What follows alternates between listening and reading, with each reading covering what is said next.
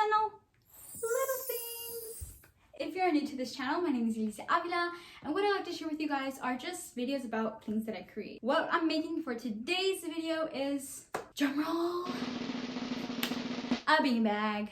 I have been searching for a beanbag that fits everything that I want for what seems like forever, but it's really hard to find an affordable beanbag with good filling, removable shell, and just the whole package. So I decided, why not make my own? I'm making my own beanbag today with this fleece here, an old sheet, king size sheet. So let's do it. First, I folded the sheet twice, one time horizontally and one time vertically. Then from the closed corner, I measured out about 18.5 inches all around, and then I cut it.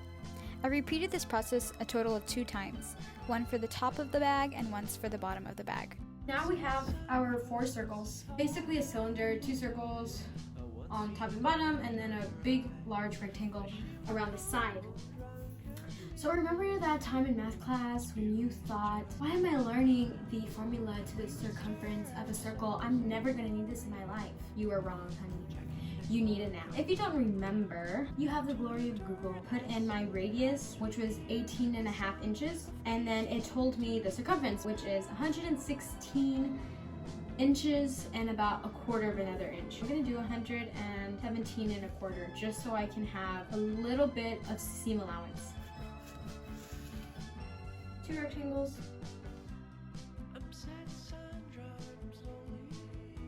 This is gonna be a big beanbag. That's the point.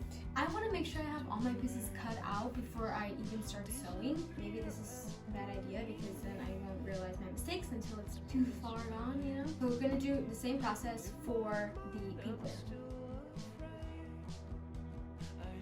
After cutting out my fabric, I sewed the 2 rectangles of the inner shell together so that they were one cohesive loop. Then I pinned my circles on top and bottom and sewed them in place. For one of my circles, I left about 8 inches of it unsewn. That way I had enough space for my filling. Okay, so now we have the bean bag all sewed up, the lining at least. So we're gonna turn it inside out. And then we're going to fill it up. Prop the bag onto a chair or a table.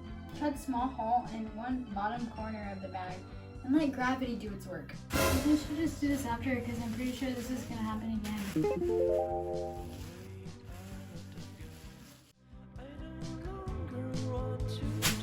One bag.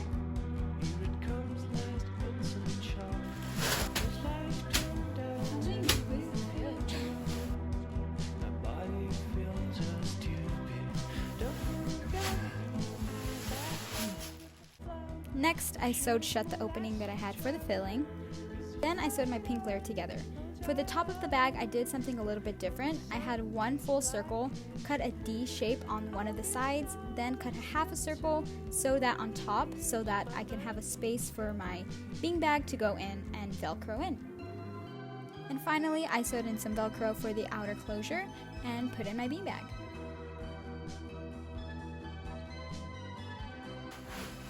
Come on. Yeah. So this is what the beanbag came out like. It's so comfy. Papa loves it. At first it was totally uncomfortable and just awkward to sit in because the beans were still very big and still had a lot of shape to them. But as I have sat in the bag, and it's like literally a chair, like it's just so awesome. I wanted to make a beanbag to have my friends sit in a comfortable place and not just sit in my terribly uncomfortable desk chair. I would say this beanbag costed me around probably $70 with some coupons and stuff.